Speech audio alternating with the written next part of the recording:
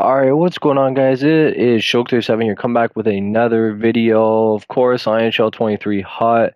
This video is addressing how to speed through, or just in general, get the objectives done for the new events weekly, such as the current one going on right now, Next Gen and All Star. I will only be addressing the Next Gen because the All Star only has 9 more days, and it's a lot harder to complete these in that small time frame. So I'm only focusing on the Next Gen, which you guys can see I have started here, but I'm nowhere near done. I still have a lot to do. And I'm pretty much going to go. I had a comment from a subscriber on to do a video like this and just kind of how to get it done, and for the people that maybe only play offline who are limited and can't do the 2-minute sims on the squad battles, because like that's their only source of rewards, and they don't want to ruin that just by speeding through it to get these done. So I'm going to cover a few different topics here, and I'll start by acquiring the players you need, because if you have one player, it will count every game for the one player. So if you play 10 games with only one player on your team, one next gen player, it'll only be 10 games. If you have two, 10 games will actually turn into 20 as for the counted, and 3 will be 30 games when you only play 10, things like that, right?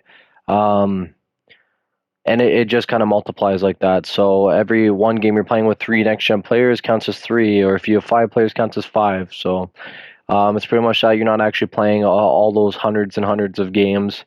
But start off by going to the challenges here, and for the challenges we have next gen. We now have group 2, which I am yet to complete.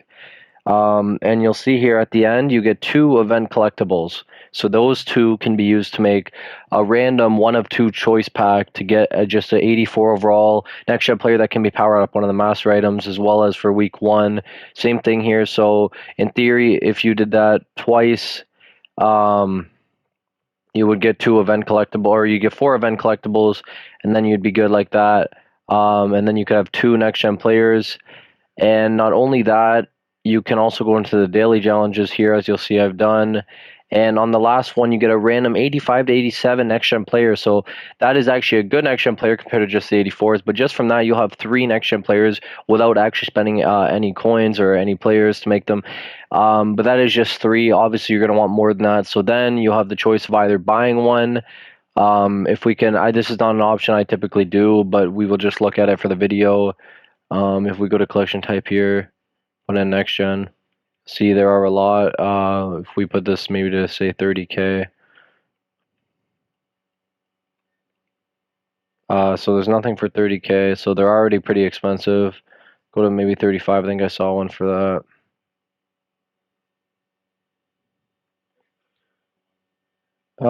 Oh, none on 35. I might have been wrong there. I thought I saw one. Do 40.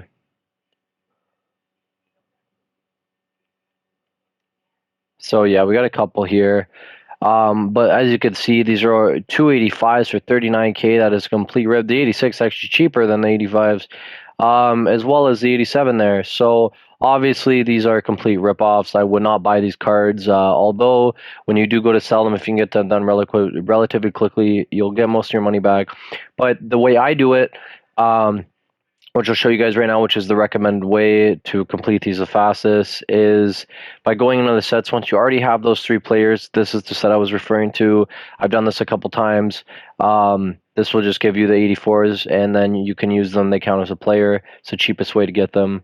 But if you go to the collectible sets, what I did here, even if you take, say, 185 or an 86 or 187, this would give you 5. If you trade in one player, you could do a couple more of those sets just to get as many as you can, and maybe you pack some throughout the weeks. But that'll get you 3 to 5 players, I'd say, about doing that without spending pretty little resources. But moving on, so once you have the players, if we go look at my team, you'll see I have I haven't done a team update in a while. This is my team working with. I just built the team builders the other day when they came out.